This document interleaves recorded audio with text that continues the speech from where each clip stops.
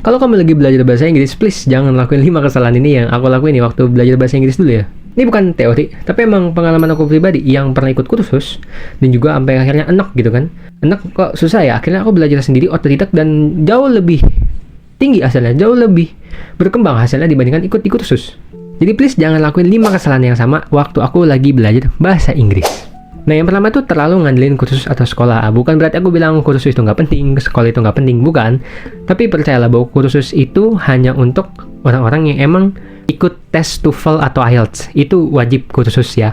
Walaupun memang sudah ada channel YouTube yang khusus IELTS tuh ya, aku pernah lihat khusus IELTS. Jadi channelnya tuh IELTS, itu ngajarin kamu IELTS, tapi pastinya kalau kursus beda lah rasanya. Kamu akan dapat informasi yang lebih jelas juga lah. Dan buat di sekolah, jangan terlalu ngarepin sama yang di sekolah. Di sekolah itu cuma buat dasar teori-teori doang. Sisanya mau bisa kamu enggaknya, ya kamu harus ada effort lebih di luar itu. Harus belajar sendiri di rumah, harus praktek sendiri di rumah, dan masih banyak lagi. Ibarat kata, sekolah ini kasih kamu peta harta karun, ya kamu sisanya harus jalanin sendiri tuh. Dan kalau memang tujuan kamu buat traveling, ngobrol sehari-hari, ya kursus tuh juga nggak terlalu penting. Toh, bukan suatu hal yang kayak mau jadi pilot, mau jadi kerjaan di bidang tertentu, ya nggak usah gitu. Jadi di rumah aja tuh tetap bisa. Dan aku udah bahas loh di video sebelumnya, 5 cara aku belajar bahasa Inggris di rumah aja tanpa kursus.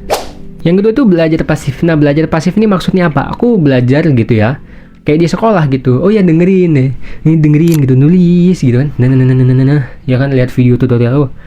Oh, past simple, present tense, terus past continuous, present past, bla bla bla bla.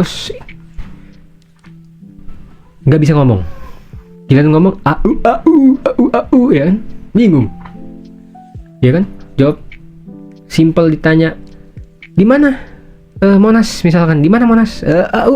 Iu sing song. Bingung. Gugup.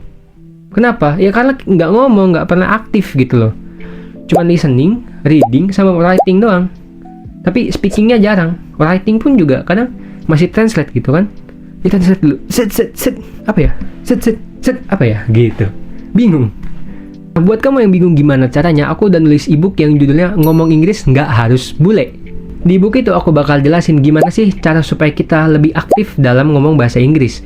Gimana sih cara kita ngilangin mental block kita lah, rasa gugup kita, rasa takut kita untuk ngomong pakai bahasa Inggris. Dan itu ada juga teknik-teknik yang udah pernah aku pakai nih, kayak teknik self-talk. Dan ada juga teknik untuk ngomong sama AI nih. Jadi kamu nggak perlu partner orang lagi, tapi kamu bisa ngobrol sama AI buat ngelatih bahasa Inggris kamu. Dan pastinya ada tantangan 14 hari ngomong bahasa Inggris beserta checklist dan habit trackernya. Dan pastinya bisa kamu print, tenang aja. Dan ebook ini cocok buat kamu yang pengen belajar sendiri tanpa harus ada bantuan orang lain. Dan kabar baiknya, aku bakalan kasih kamu kode voucher diskon 50% buat 100 orang pertama. Jadi tonton videonya sampai akhir karena kode vouchernya bakal aku selipin di tengah-tengah video. Yang ketiga tuh translate kata secara harfiah. Maksudnya apa sih? Misalkan nih, kamu ada ketemu sentence lah ya, sebuah kalimat gitu misalkan, that's cool gitu kan. That's cool. Itu dingin. Apakah itu dingin artinya? Kan enggak. Cool itu bisa artinya dua, bisa dingin sama bisa juga artinya keren. Contoh lainnya tuh kayak dia jatuh cinta. Jatuh itu kan fall. Tapi apakah berarti he is fall in love? She is fall in love? No, bukan. Yang benar tuh he is in love, she is in love. Jadi tolong jangan translate satu kata secara harfiah gitu. Translate satu kalimat. Contoh lainnya tuh idiom. Biasanya idiom tuh banyak banget tuh. Kayak contohnya that came out of the blue. Itu kan artinya bukan itu keluar dari biru, tapi itu terjadi secara tiba-tiba gitu loh. Spill the tea bukan berarti suruh tuangin teh gitu loh, atau tuangin teh nih, bukan. Tapi maksudnya ada gosip terbaru nggak? Spill dong, kasih tahu dong gitu. Bisa cewek-cewek ini spill the tea dong sis gitu biasanya. Break the ice itu kan mencairkan suasana, bukan berarti kamu disuruh pecahin es batu ya. Ngapain? Kalau lagi bazar, break the ice please, break the ice. Baru kalau lagi ngobrol gitu kan, break the ice. Ngapain? Ngobrol di restoran, break the ice. Bantu waitersnya dong. Dan juga biasanya kata-kata kan tergantung konteksnya juga ya. Kayak charge tuh bisa kayak charging handphone, tapi bisa juga kayak charge gitu kan, serbu gitu kan. Run tuh kan bisa lari gitu kan, lari di kenyataan gitu kan. Tapi bisa juga kayak menjalankan pemerintahan, atau lagi ikut pemilu, atau jalanin program tuh, run the program, tes biasanya programmer. Hello world. Break juga break itu bisa kayak menghancurkan kan, tadi break the ice, menghancurkan. Tapi kan bisa juga mencairkan suasana, tadi break the ice, bisa juga putus gitu kan, putus cinta gitu. Putus. Itu juga bisa istirahat gitu kan. Ya kita break dulu ya teman-teman. Iya, break. Istirahat. Bisa juga melanggar aturan kan. He break the rules gitu kan. Dia melanggar aturan, bukan berarti dia ngancurin tuh peraturan, ya kan? Dan biasanya itu satu ini biasanya yang aku agak sebel sih. Kalau ngeliat konten-konten biasanya tuh suka ada tuh, oh kalau funny itu buat pemula, kalau yang buat intermediate atau yang udah misalkan IELTS-nya 9 atau TOEFL-nya bersekian, itu pakai hilarious. Padahal itu nggak selalu benar.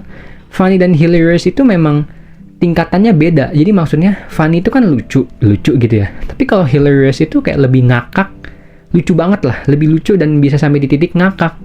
Jadi bayangin kamu gitu ya, ada jokes yang biasa aja dan kamu mau bilang sebenarnya funny, lucu doang, tapi kamu bilangnya hilarious supaya kelihatan keren. Enggak. Itu secara penggunaan tidak tepat.